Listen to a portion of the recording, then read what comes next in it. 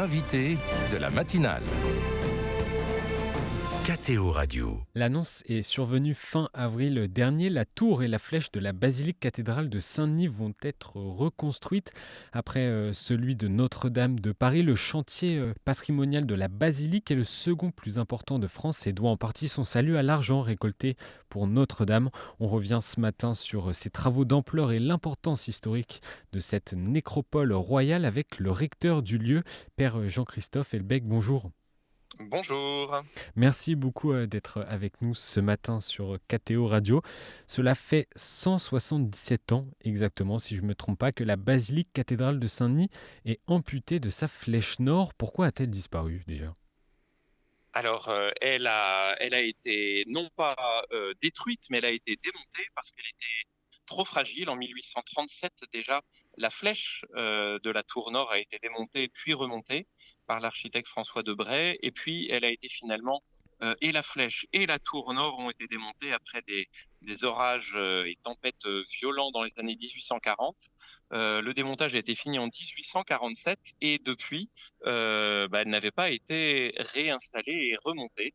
Dès 1851, la ville de Saint-Denis, les élus avaient demandé à ce qu'elle soit remontée. Et puis, en 1992, le maire communiste avait à nouveau relancé une campagne pour demander, Marcellin Berthelot, que la tour et la flèche soient remontées. Et voici que, normalement, en octobre prochain, les premières pierres seront posées pour remonter la tour et la flèche nord de Saint-Denis. Il a fallu attendre 2024 pour entériner sa reconstruction. Pourquoi n'a-t-elle pas été reconstruite avant ? Alors, vous savez, c'est comme dans la vie, je crois les priorités passent, on oublie, on laisse passer. Et puis, voilà, après, il peut y avoir des débats, il y en a eu, mais voilà, c'est l'identité de cette ville. Et puis, pour moi qui suis arrivé depuis 3 ans comme curé des paroisses et recteur de la basilique cathédrale Saint-Denis, je me suis rendu compte que même dans l'architecture de la ville, les rues sont orientées non pas par le tombeau de Saint-Denis, mais par l'emplacement de la tour et de la flèche. Et donc, il va redonner un centre et puis une direction vers le ciel, une orientation à l'ensemble de la ville. C'est autour de la tombe de Saint-Denis, de cette église basilique cathédrale abbatiale, que la ville qui porte son nom, Saint-Denis, et le département de la Seine-Saint-Denis et même toute l'Île-de-France s'est construite. Même les Jeux Olympiques cet été sont d'abord les Jeux Olympiques de Saint-Denis, autant que ceux de Paris. Vous anticipez un peu sur une question, mais une question intéressante que je vous pose maintenant, Père Jean-Christophe. En dehors de l'aspect patrimonial, quel est le sens religieux, spirituel derrière la reconstruction de la flèche de la basilique ? La flèche c'est un élément architectural qui, évidemment, nous tourne vers le ciel. La flèche est surmontée comme tous les clochers d'une croix et puis souvent d'un coq. Le coq rappelle le coq qui annonce le lever du soleil. La croix nous rappelle le Christ et pour les chrétiens, le Christ est la lumière du monde. Et puis cette église, en plus, a été surnommée par son architecte il y a près de 900 ans, l'abbé Sugère, la lanterne de lumière. Voilà, la flèche, elle nous élève et puis elle nous invite à reconnaître la présence de Dieu au cœur de notre monde, il s'est incarné. Et c'était peut-être aussi un point de repère pour les pèlerins ? Et c'était évidemment un point de repère pour les habitants, pour les pèlerins, pour aussi tous ceux qui venaient. Il y avait de nombreuses foires commerciales. Et donc, c'est le lieu de repère pour avancer jusqu'au tombeau de Saint-Denis. C'est pour cela que cette église a été, au fil des siècles, construite, reconstruite, agrandie. Il y a 900 ans, l'abbé Sugère qui l'a reconstruite nous témoigne que les gens étaient tellement serrés qu'il y avait des gens qui s'évanouissaient chaque semaine. Et donc, il a agrandi et créé la première église gothique. On reviendra après sur l'histoire et l'importance historique de cette basilique. Au niveau des travaux, le projet de reconstruction de la tour et de la flèche de la basilique cathédrale a ressurgi régulièrement depuis les années 1970, notamment dans les débats à la mairie de Saint-Denis. Quelles sont les raisons qui ont décidé de cette reconstruction en 2024 ? Alors, la reconstruction va commencer donc la fin 2024, mais ils sont en train de finir des travaux de consolidation. Puis avant, il y a eu des fouilles préventives, des fouilles archéologiques. Je crois que c'est au niveau de la vie civile, cet édifice qui est un lieu de culte catholique qui appartient à l'État depuis 1905.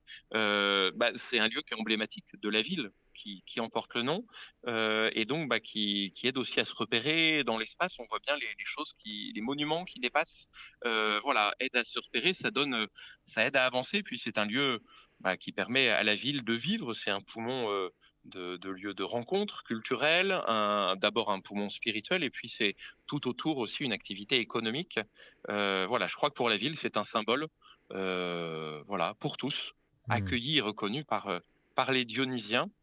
Et donc c'est pour ça que tous, quelle que soit leur foi, leurs choix politiques, sociaux, leur appartenance, sont attachés à cette église abbatiale, basilique, cathédrale, qui est aussi une église paroissiale pour les gens du quartier.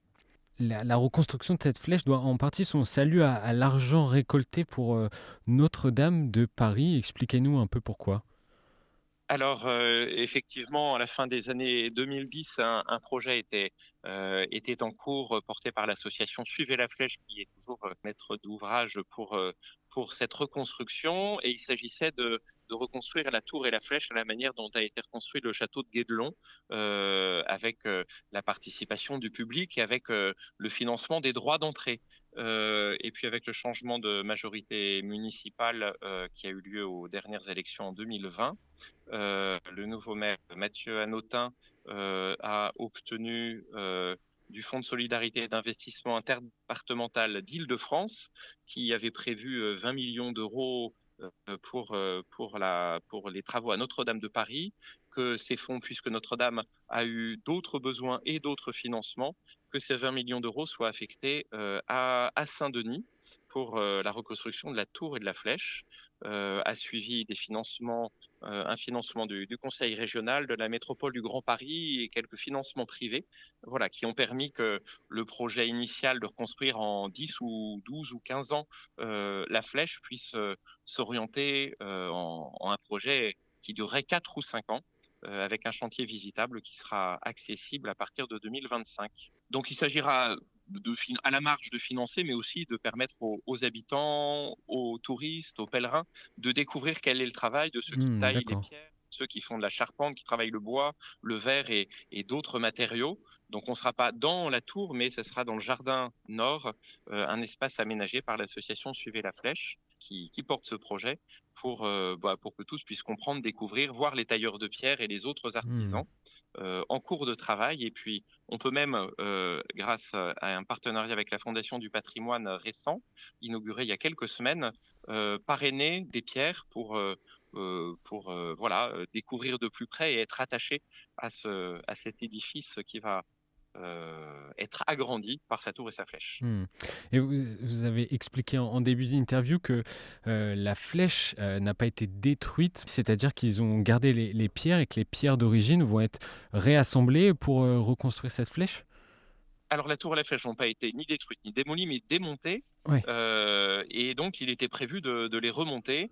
Donc elles ont été L'architecte en chef des conservées. monuments historiques, François Debrec, a commencé à démonter.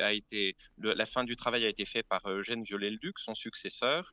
Et donc elle n'a pas été remontée, mais on a un calepin de l'ensemble du plan de la tour et de la flèche, et puis de la forme, de la taille, des détails de chacune des pierres et de leur assemblage.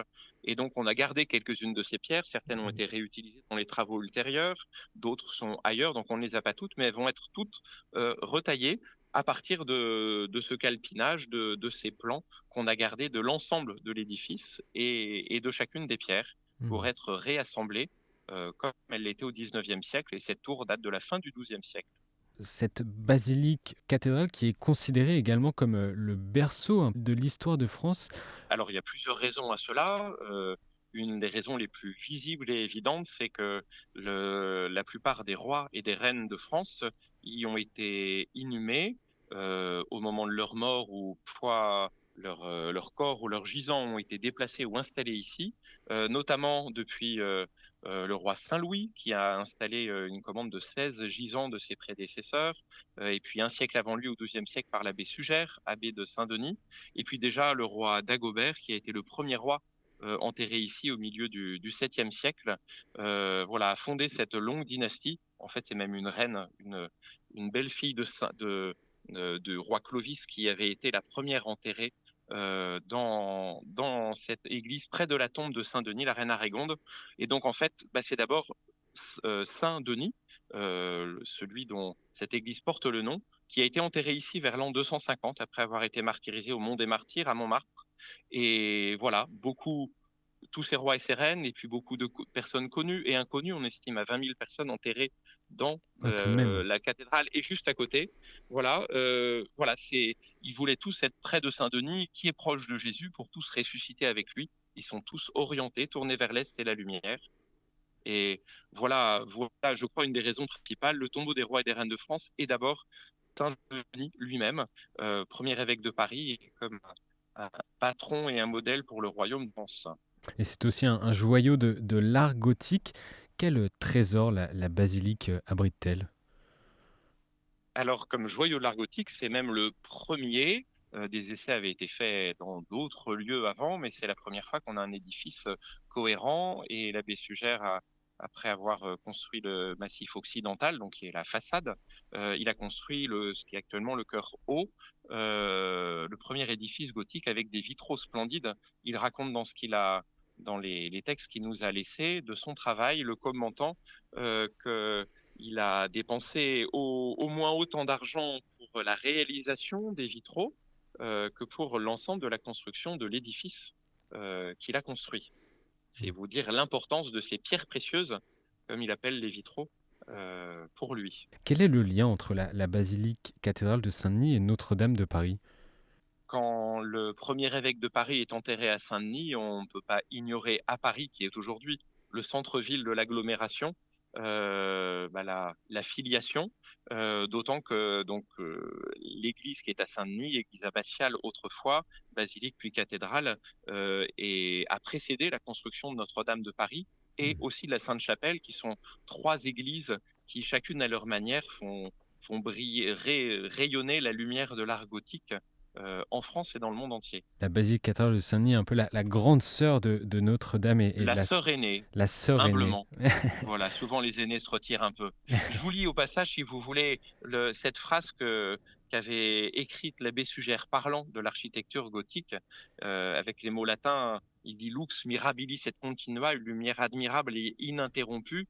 Il parle de cette église en disant « L'église tout entière brille de la lumière admirable et ininterrompue de vitraux resplendissants illuminant la beauté intérieure, ce que la flèche marque en s'élevant vers le ciel à la verticale, unissant le ciel et la terre. Eh bien, la lumière le marque dans l'Église. La lumière est le signe de la présence de Dieu. L'Église est orientée vers le soleil levant.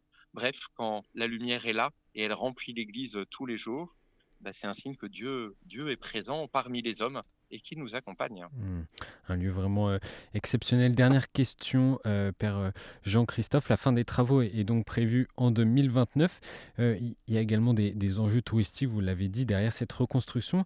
Qu'est-ce que cette reconstruction de la Flèche Nord va changer pour votre paroisse ? Alors, dans la vie de la paroisse, les travaux n'impacteront pas l'intérieur de l'édifice. J'espère que d'autres travaux de rénovation se poursuivront en même temps. Mais voilà, c'est une manière de rendre visible d'abord pour les paroissiens, de rendre visible cette élévation. Mais aussi, c'est comme un signe d'appel aussi pour tous les touristes, évidemment, mais tous les pèlerins, et puis souvent on est un petit peu des deux, qui viennent nombreux et de plus en plus nombreux à Saint-Denis. Il y avait il y a 2 ans 250 000 personnes en 2022 qui sont venues dans la basilique cathédrale. Il y avait 10% de plus l'an dernier, et j'espère bien que beaucoup d'autres encore, d'Île-de-France, de France et du monde entier, viendront découvrir. Voilà, pour les paroissiens, je crois qu'ils vont découvrir que eux aussi, ils sont pas juste des pierres inertes, mais que nous sommes déjà des pierres vivantes qui aident cet édifice à s'élever et à accueillir chacun. Merci. Qu'il rencontre le Seigneur. Merci beaucoup, Père Jean-Christophe Helbecq, pour toutes ces explications sur la basilique cathédrale Saint-Denis. Et je pense qu'on a bien saisi l'importance et la beauté de ce lieu. Merci à vous. Je rappelle aux auditeurs que vous êtes le recteur de cette basilique cathédrale. Bon samedi à vous et encore merci d'avoir accepté l'invitation de KTO. Merci, bonne journée.